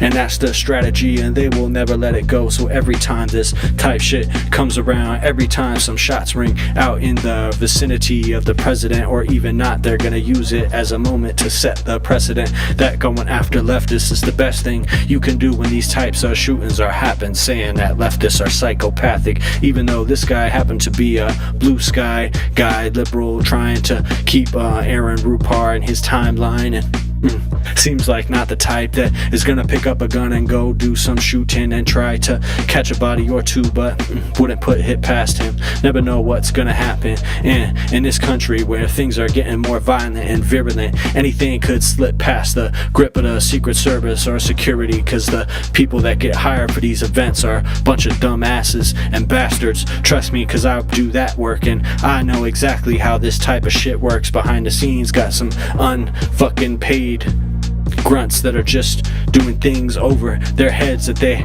barely understand, and they aren't even taught what they're supposed to think or what they're supposed to do in certain situations. Just know that they're protecting property, that's all that matters. Security guards don't even have any authority, can't even stop someone if they wanted. So someone pushing past them with a gun is not surprising. They don't have the same type of incentive that some Secret Service guy has to jump on top of the president to try to prevent the violence. That's just not their job. Depending on that is the way you get someone shot, and that's the way you set up a situation if you want to make it way less safe for everyone involved, which honestly seems like the Trump MO at this point. It seems like what he wants and what he always has wanted. Always want things to be unstable and wants to take advantage of any situation that allows him to be the victim. And this guy tried to storm past the security apparatus that they had just to see if he could get in the structure, make some shit happen and cause some destruction, but they got him. Yeah, just a couple shots ringing out, and that was all he was able to get off. But there's always next time. Just kidding, just jokes off the dome. Not tripping like he did onto the carpet, but all it takes is enough bodies, don't even need a gun. Watching these guys, these kids go on Scientology runs, trying to push past the security guards and get as far as they can inside of these buildings just to see what they can learn. Anything that they can discern from this secretive, creepy organization that pops up, has buildings on every corner. And if you live in LA, it's a ubiquitous presence. They're everywhere, constantly trying to recruit and get the peasants into their doors. That's why their doors are open, so when the teenagers want to run by and just try to scope them out or see if they can push past the doorman and get as far in as they possibly can, it actually is made easier for them. And only now are they upping the security and trying to get some armed guards out front, but honestly, even them you could push right past. They have no authority to pull that gun out and put a bullet in anyone, and matter of fact, they'd probably see a jail cell before anyone else, because this is California. So all you gotta do is push past that pussy. You probably wouldn't even pull that fucking gun out of its holster, cause why would he? Not getting paid enough for that. And really the show of solidarity that comes seeing these groups of kids that are running through all these hallways. And it's kind of scary because these are some of the most powerful people in Hollywood, and they have the ability to have the police up in there with the agility. And that's exactly what's happening in reality. Trying to clamp down on these kids, these teens who are just pushing the line and seeing if they can see anything behind the scenes, and creating these teams that are pushing it and going inside and getting as far as they can before they're dragged out. And really it just shows you that that's how a proper crash out is composed. With enough bodies you can push past whatever security is imposed, and that's the only way that you can get close to the levels of power and do what you're supposed to. And every day that goes on in America, they're more exposed, trying to build the surveillance state so they can enclose themselves, so they don't have to worry about kids and the things that they do and people that they shut out of healthcare and kill and leave in the cold. Because as long as they got their buildings with their floor plans that no one knows, then they have a place they can go and retreat to, so no one can even see through the opaque windows. But with enough people, you can just push past those doors. And that's how every successful revolution is done. Some, they don't even have guns, they just have manpower. And if you have enough people that can push past people that want to stop you, you can get anything done. And that's just how history goes these days, seeing people powered, building up slowly, not enough to actually cause a dent, but enough to inject a little bit of hope in the veins. And I hope it's the same, and I hope the games they're playing get spread way further across the lane. And there's way farther we got to go, so we can stop the violence by deposing Trump out of the administration. He's got to go and put him behind bars as soon as politically possible, as soon as there's any opening. That's a dude, if I've ever seen one, who needs his head to be a bit rearranged, maybe redecorated and designated. And this is just a suggestion, just a little bit of an imaginative fantasy I'm creating. Creativity is wonderful, isn't it? Free speech in the land of the free, exercising freedom might just lead to some kind of crazy situation, but standing strong behind my idioms and my beliefs. Ideology is always gonna be spread farther by idiots and people who actually understand the real rhythms. So this is something you can digest in your own time, but my timeline is a little bit scattered, a little bit splayed across the map, so you can read it at a different speed, a different juncture. What's the function? Wanna find new conclusions to jump to, but what's the jump scare? Yeah, I need to see the mushrooms that they're chewing on so I can jump there. Yeah, I'm like Mario's new movie, cause I don't care. That's one of the worst lines I've ever said. Alright, I'm gonna leave it at that.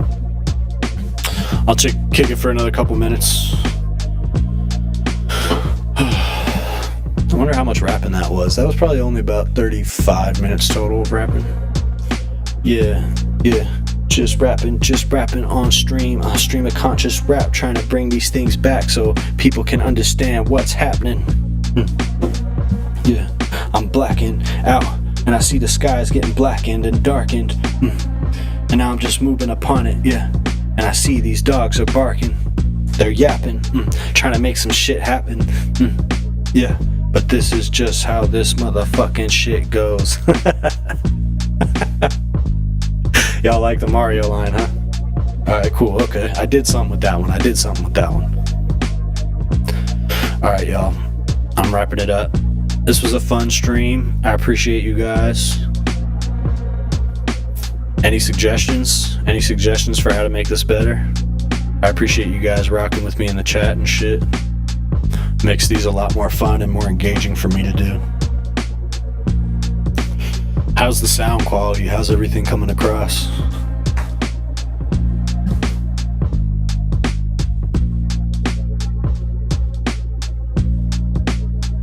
Yeah.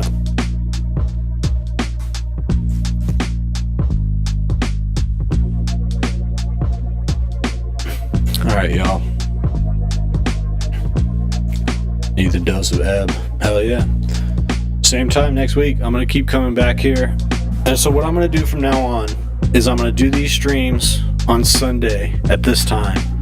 Then I'm going to take the freestyling part and clip that into a separate video, which I will release as stream of conscious rap. And then I'll post a bunch of clips from all of this stuff on a different channel, which I'll show you guys soon. But so that's gonna be pretty much the plan. All right, sounds good. Cool. This was chill. Good morning to everybody. Everybody have a good Monday. Have a good week.